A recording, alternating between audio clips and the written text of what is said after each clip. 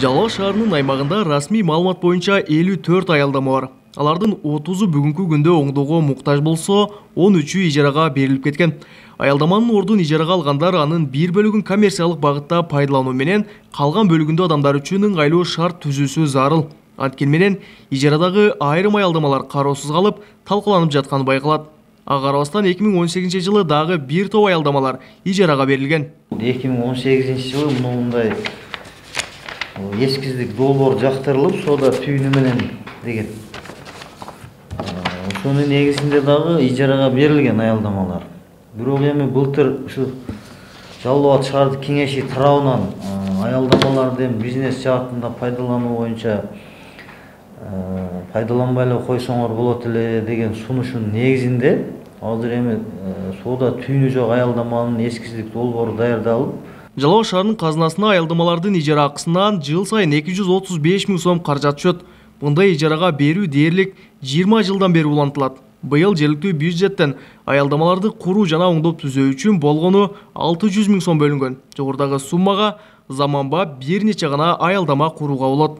Эми бул 600 000 негизинен 3 же 4 аялдамага жетет. Азырынча баягы сметалык баасы даярдалып атат. Сметалык баасы даяр болгондон кийин канча аялдама курулат, ошого карап чечилет. Эгер 6 айлык менен дагы бир бюджеттик өзгөртүүлөр кирген болсо дагы карап беребиз деп атат. Эми ал боюнча дагы иш жүргүзөбүз. Анан бул жеке ишкерлер менен дагы азыр сүйлөшүү жүрүп атат. Жарнамасын жайгаштыруу боюнча. Анан ушул боюнча азырынча 2 жеке ишкер менен сүйлөшүү жүргүзүлдү.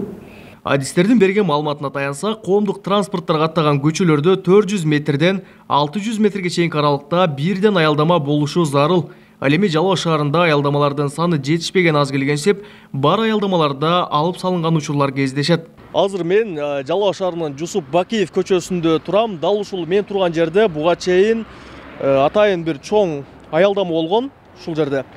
Бирок ушул Жусуп Бакиев көчөсүн реконструкциялоо, кеңейтүү иштеринин алкагында ал аялдама бузулуп, алып салынган.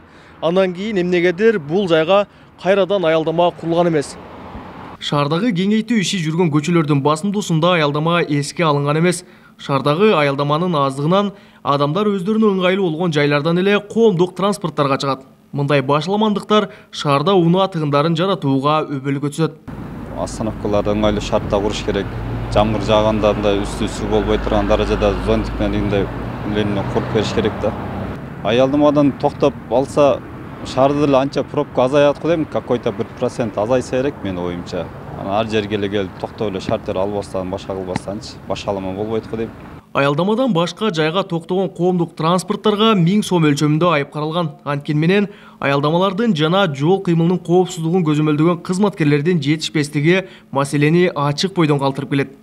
Ana şu коомдук кичи автобустар аялдамага токтогосо 123 bir беренеги негизинде 1000 сомдук айып пул салынат.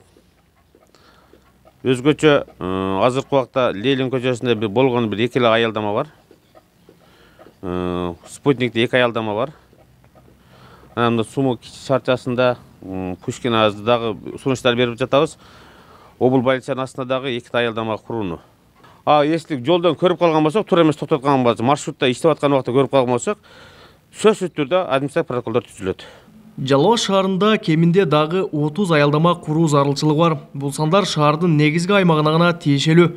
Ал эми жаңы конуштар шаарга караган четки айылдарды кошкондо мындан алдаганча көп аялдама куруу зарыл. Белгилей кетсек, жыл аягына чейин жергиликтүү бийлик өз каражатына жана ишкерлердин колдоосу менен 6 аялдама курууну пландап жатат.